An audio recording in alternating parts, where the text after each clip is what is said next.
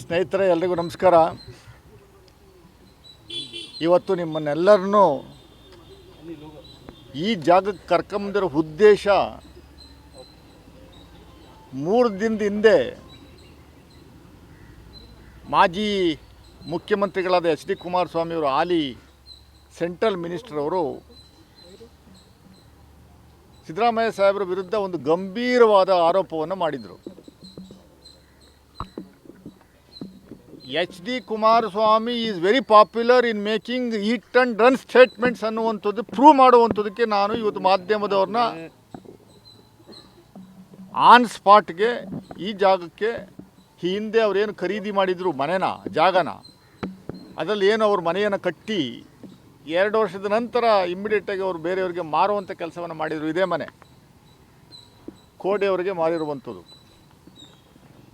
ನಾನು ನಮ್ಮ ಪಕ್ಷದ ವತಿಯಿಂದ ಮತ್ತು ನಮ್ಮ ರಾಕೇಶ್ ಪಾಪಣ್ಣವರು, ಬಿ ಎಂ ರಾಮ್ ಅವರು, ಮಹೇಶ್ ಅವರು, ನಮ್ಮ ಬಸಪ್ಪನವರು, ಇವರೆಲ್ಲರೂ ಸೇರಿ ನಿಮ್ಮನ್ನು ಇಲ್ಲಿ ಕರ್ಕೊಂಬಂದಿದ್ದೀವಿ. ನಿಜ ಸಂಗತಿಯನ್ನು ಕೆಲವು ದಾಖಲೆಗಳ ಸಮೇತ ತಮ್ಮ ಮುಂದೆ ಜನರಿಗೆ ತಿಳಿಸ್ಬೇಕು ಅನ್ನುವಂಥದ್ದು ಅಷ್ಟೇ ನಮ್ಮ ಉದ್ದೇಶ. ಮುಖ್ಯಮಂತ್ರಿ ವಿರುದ್ಧ ನಿರಂತರವಾಗಿ JDS ಮತ್ತು BJPಯವರು ಅಪಪ್ರಚಾರ, ದಿಕ್ಕು ತಪ್ಪಿಸುವಂಥ ಒಂದು ವ್ಯವಸ್ಥೆಯನ್ನು ನಿರ್ಮಾಣ ಮಾಡ್ಕೊಂಡಿದ್ದಾರೆ. ಇದು ಮುಂದುವರಿದ ಭಾಗ. ಈ ಜಾಗ ನಮ್ಮ ರಾಕೇಶ್ ಪಾಪಣ್ಣವರ ಅಜ್ಜಿಗೆ ಸೇರಿದ್ದು, ಸಾಕಮ್ಮ ಅಂತ. ಅವರು 1950ನೇ ಇಸ್ವಿನಲ್ಲಿ ಅವ್ರ ಮಾವ ಪುಟ್ಟೇಗೌಡ, ಅವ್ರಿಗೆ 4 ಜನ ಮಕ್ಕಳು, ಸರ್ವೆ ನಂಬರ್ 70/4, ಈ ಸರ್ವೆ ನಂಬರ್ ಜಾಗ 70/4, 1950ನೇ ಇಸ್ವಿನಲ್ಲಿ ಭಾಗ ಮಾಡ್ತಾರೆ. 1 ಎಕರೆ 20 ಕುಂಟೆ, ಅಂದರೆ ಒಟ್ಟಾರೆ 60 ಕುಂಟೆ ಜಾಗ. 60 ಕುಂಟೆ ಜಾಗವನ್ನು 2 ಮಕ್ಕಳಿಗೆ ಅವರು ಹಂಚ್ತಾರೆ. ಒಂದು ಚಿಕ್ಕತಮ್ಮಯ್ಯ, ಇನ್ನೊಂದು ಸಾಕಮ್ಮ. ಸಾಕಮ್ಮನ ಭಾಗಕ್ಕೆ ಬಂದಿರುವಂಥ ಜಮೀನು 30 ಕುಂಟೆ. ಭಾಗ ಆದಮೇಲೆ ಅದು survey number automatically it get change to 70/4 ಇದ್ದಿದ್ದು 70/4A ಮತ್ತು 70/4B ಅಂತ ಆಗುತ್ತೆ. ಸಾಕಮ್ಮನವರ ವ್ಯಾಪ್ತಿಗೆ ಬರುವಂಥ ಜಮೀನು 70/4A. ಚಿಕ್ಕತಮ್ಮಯ್ಯನವ್ರಿಗೆ ಭಾಗಕ್ಕೆ ಬರುವಂಥ ಜಾಗ 30 ಕುಂಟೆ 70/4B. 1967ನೇ ಇಸ್ವಿನಲ್ಲಿ ಸಾಕಮ್ಮನವರು ಅವರ ಅಕ್ಕನ ಮಕ್ಕಳು 3 ಜನಕ್ಕೆ ಹಂಚ್ತಾರೆ. 10 ಕುಂಟೆ 10 ಕುಂಟೆ 10 ಕುಂಟೆ ಇಬ್ಬರಿಗೆ ಹಂಚ್ತಾರೆ. ಒಂದು ಭಾಗವನ್ನು ಅವರೇ ಇಟ್ಕೊತಾರೆ. 10 ಕುಂಟೆ 10 ಕುಂಟೆ 10 ಕುಂಟೆ ಅಂದರೆ 10,000 ಚದರ ಅಡಿ, 10,000 ಸ್ಕ್ವೇರ್ ಫೀಟ್. 1962ರಲ್ಲಿ ಅದು ಹಂಚಿಕೆ ಆಗುತ್ತೆ, 67ರಲ್ಲಿ. ಅದಾದ ಮೇಲೆ 1984ನೇ ಇಸ್ವಿನಲ್ಲಿ ಮೈಸೂರು ನಗರಾಭಿವೃದ್ಧಿ ಪ್ರಾಧಿಕಾರದವರು ನೋಟಿಫೈ ಮಾಡ್ತಾರೆ. ಯಾವ ಜಾಗವನ್ನು? 70/4B ಜಾಗವನ್ನು, 70/4A ಅಲ್ಲ, 70/4B ಜಾಗವನ್ನು, ಚಿಕ್ಕತಮ್ಮಯ್ಯನವ್ರಿಗೆ ಸೇರಿದ್ದ ಜಾಗವನ್ನು ನೋಟಿಫೈ ಮಾಡಿ 1986ನೇ ಇಸ್ವಿನಲ್ಲಿ ಅವರಿಗೆ ಅವಾರ್ಡ್ ಮಾಡ್ತಾರೆ. 11,700 ರೂಪಾಯಿ ಅವರಿಗೆ ಪಾವತಿ ಆಗುತ್ತೆ, ಅವರು ತಗೋತಾರೆ. 1997ನೇ ಇಸ್ವಿನಲ್ಲಿ ಸಾಕಮ್ಮನವರು ಸಿದ್ದರಾಮಯ್ಯ ಸಾಹೇಬರಿಗೆ 70/4A ಜಾಗದಲ್ಲಿ 10 ಕುಂಟೆ ಜಾಗ, 10,000 ಸ್ಕ್ವೇರ್ ಫೀಟು ಇದೇ ಜಾಗ ಸಿದ್ದರಾಮಯ್ಯ ಸಾಹೇಬರಿಗೆ ಅವರು ಮಾರ್ತಾರೆ, ಕ್ರಯ ಮಾಡಿಕೊಡ್ತಾರೆ. ಎಲ್ಲ ದಾಖಲೆಗಳು ನನ್ನ ಹತ್ರ ಇದ್ದಾವೆ. 1997ರಲ್ಲಿ ಅವ್ರಿಗೆ ಮಾರ್ತಾರೆ. 1999ರವರೆಗೆ 2 ವರ್ಷದ ಕಾಲದಲ್ಲಿ ಬ್ಯಾಂಕಲ್ಲಿ, ಮೈಸೂರು ಮರ್ಚೆಂಟ್ ಕೋಆಪರೇಟಿವ್ ಬ್ಯಾಂಕಿಂದ ಸಾಲವನ್ನು ಪಡೆದು ಈ ದೊಡ್ಡ ಬೃಹತ್ಕಾರವಾದ ಮನೆಯನ್ನು ಕಟ್ತಾರೆ ಅವರು. ತದನಂತರ ವಾಸ್ತು ಅದು ಇದು ಏನೇನೋ ಸಮಸ್ಯೆ ಆಗಿ ಅವರಿಗೆ, ಆಮೇಲೆ ಇದಲ್ಲದೇನೆ ಮೈಸೂರು ಕೋಆಪರೇಟಿವ್ ಬ್ಯಾಂಕ್ ಸಾಲ ತಗೊಂಡಿರುವಂಥದ್ದನ್ನ ನೋಟಿಸ್ ಮೇಲೆ ನೋಟಿಸ್ ಕೊಟ್ಟು ಪೇಪರ್ ಅಡ್ವರ್ಟೈಸ್ಮೆಂಟ್ ಕೊಟ್ಬಿಡ್ತಾರೆ, ಸಾಲ ಕಟ್ತಾ ಇಲ್ಲ ಸಿದ್ದರಾಮಯ್ಯನವರು ಅಂತ. ಬೇಸತ್ತಿ ಅವರು ಅದನ್ನು 1999ನೇ ಇಸ್ವಿನಲ್ಲಿ 98 ಲಕ್ಷಕ್ಕೆ ಅಲ್ವಾ ರಾಕೇಶ್, 98 ಲಕ್ಷ, ಆಲ್ಮೋಸ್ಟ್ 1 ಕೋಟಿಗೆ ಈ ಮನೆಯನ್ನು, ಕಟ್ಟಿದ ಮನೆಯನ್ನು ಕೋಡೆ ಸಂಸ್ಥೆಯವರಿಗೆ ಮಾರಿಬಿಡ್ತಾರೆ. ಇದು ಜಿಸ್ಟ್ ಆಫ್ ದಿ ಇಶ್ಯೂ.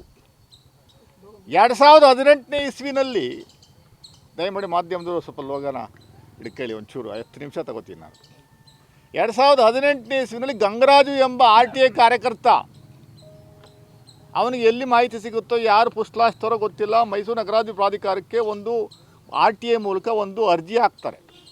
ನನಗೆ ಸಂಪೂರ್ಣವಾದಂಥ ಮಾಹಿತಿ ಬೇಕು, 70/4ದು ಮಾಹಿತಿ ಬೇಕು ಅಂತ. 70/4B ಮಾಹಿತಿ ಕೊಡೋ ಬದಲು ಅವ್ರು ಏನು ಮಾಡ್ತಾರೆ, ಮೂಡಾದವರು 70/4Bದ ಮಾಹಿತಿ ಕೊಡ್ತಾರೆ.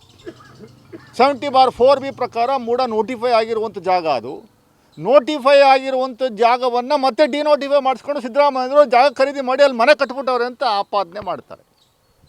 ಆಪಾದನೆ ಮಾಡಿ ಮೈಸೂರು ಸಿವಿಲ್ ಕೋರ್ಟ್ಗೆ ಅವರು ದಾವೆ ಹಾಕ್ತಾರೆ. ಮೈಸೂರು ಸಿವಿಲ್ ಕೋರ್ಟ್ ಜಡ್ಜ್ ಅವ್ರು ಏನು ಮಾಡ್ತಾರೆ, ಪೊಲೀಸ್ನವ್ರಿಗೆ ಒಂದು ಡೈರೆಕ್ಷನ್ಸ್ ಕೊಡ್ತಾರೆ, ಲಕ್ಷ್ಮೀಪುರಂ ಪೊಲೀಸ್ ಸ್ಟೇಷನ್ಗೆ, ಇದನ್ನು ದಯಮಾಡಿ ತನಿಖೆ ಮಾಡಿ, ಇನ್ವೆಸ್ಟಿಗೇಟ್ ಮಾಡಿ, ಸತ್ಯಾಸತ್ಯತೆಯನ್ನು ನಮಗೆ ವರದಿಯನ್ನು ಕೊಡಬೇಕು.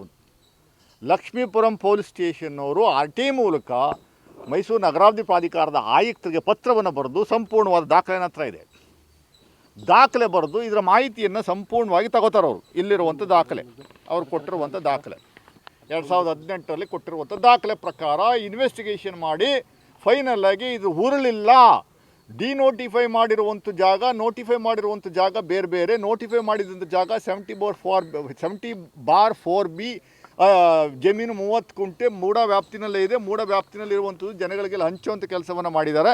70/4A ನಾವು ಮೂಡದಿಂದ ವಶಪಡಿಸ್ಕೊಂಡಿಲ್ಲ, ಅದಕ್ಕೆ ಅವ್ರಿಗೆ ಸೇರಿದ್ದಂಥದ್ದು.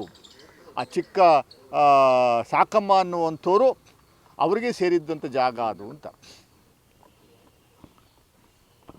ಇದು ಆಧಾರದ ಮೇರೆಗೆ ಅವರು B ರಿಪೋರ್ಟ್ ಕೊಡ್ತಾರೆ. ಇದರಲ್ಲಿ ಉರುಳಿಲ್ಲ, ಸತ್ಯಾಸತ್ಯತೆ ಎಲ್ಲ, ಸುಳ್ಳು ಆಪಾದನೆ ಮಾಡಿದ್ದಾರೆ ಗಂಗರಾಜು ಅಂತ.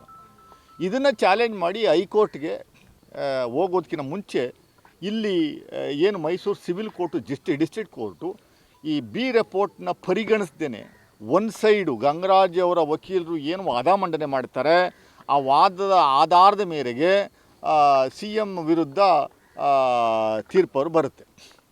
ಗಂಗರಾಜು ಮಾಡಿರುವಂಥ ಆರೋಪ ಎಲ್ಲ ಸರಿ ಇದೆ, ತೀರ್ಪು CM ವಿರುದ್ಧ ಬರುತ್ತೆ, ಕೇಸ್ ದಾಖಲಾಗುತ್ತೆ, FIR ಆಗುತ್ತೆ ಸಿದ್ದರಾಮಯ್ಯನವ್ರ ವಿರುದ್ಧ. ಅದನ್ನು ಚಾಲೆಂಜ್ ಮಾಡಿ ಕ್ವಾಶ್ಗೆ ಹೈಕೋರ್ಟ್ಗೆ ಅಪ್ಲಿಕೇಶನ್ನ ಸಿದ್ದರಾಮಯ್ಯನವರು ಹಾಕ್ತಾರೆ 2019ರಲ್ಲಿ. ಇವರು ಅಪ್ಲಿಕೇಶನ್ ಹಾಕಿ ಕಂಪ್ಲೇಂಟ್ ಮಾಡಿ ಆದಮೇಲೆ 2019ರಲ್ಲಿ ಡಿಸ್ಟ್ರಿಕ್ಟ್ ಕೋರ್ಟ್ ಜಡ್ಜ್ಮೆಂಟ್ ಬಂದ ಮೇಲೆ ಅದನ್ನು ಚಾಲೆಂಜ್ ಮಾಡಿ ಹೈಕೋರ್ಟಲ್ಲಿ ಅದು ಬರುತ್ತೆ. ಕೂಲಂಕುಷವಾಗಿ ಸಿಂಗಲ್ ಬೆಂಚ್ ಜಡ್ಜ್ ಅವರು ಸುಮಾರು 10-15 ಸಿಟ್ಟಿಂಗ್ಸ್ನ ತಗೊಂಡು ಆ ಕಡೆ ವಾದ ಪ್ರತಿವಾದವನ್ನು ಆಲಿಸಿ ದಾಖಲೆಗಳನ್ನು ಪರಿಶೀಲನೆ ಮಾಡಿ ಫೈನಲ್ಲಾಗಿ ಅವರು ಒಂದು ಆದೇಶ ಮಾಡ್ತಾರೆ. ಇದು ಕೋರ್ಟು ಏನು ಹಿಂದೆ ಡಿಸ್ಟ್ರಿಕ್ಟ್ ಕೋರ್ಟ್ ಕೊಟ್ಟಿರುವಂಥ ಜಡ್ಜ್ಮೆಂಟು ದುರುದ್ದೇಶದ ಪೂರಿತವಾಗಿರುವಂಥದ್ದು, ಇಲ್ಲಿಗಲ್ಲು. ಆ ಪರ್ಟಿಕ್ಯುಲರ್ ಪ್ಯಾರಾಗ್ರಾಫ್ನ ನಾನು ಓದುವಂಥದ್ದಕ್ಕೆ ಇಷ್ಟಪಡ್ತೀನಿ.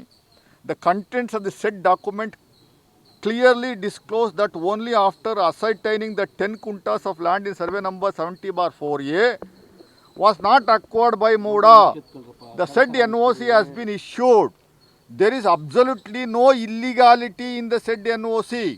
The learned sessions judge, without considering any of these aspects, has blindly issued summoned to accused number 7 to answer the charges, which is in my view is wholly illegal, unjustified and an abuse of process of court. For the above reasons, the petition filed by accused are allowed. The complaint lodged against them in PCR number 27/2019 and all consequent proceedings arising therefrom, including the order dated 28/2019, are quashed.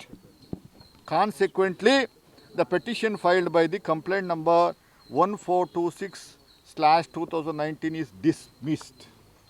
ಇದು high court ಆದೇಶ.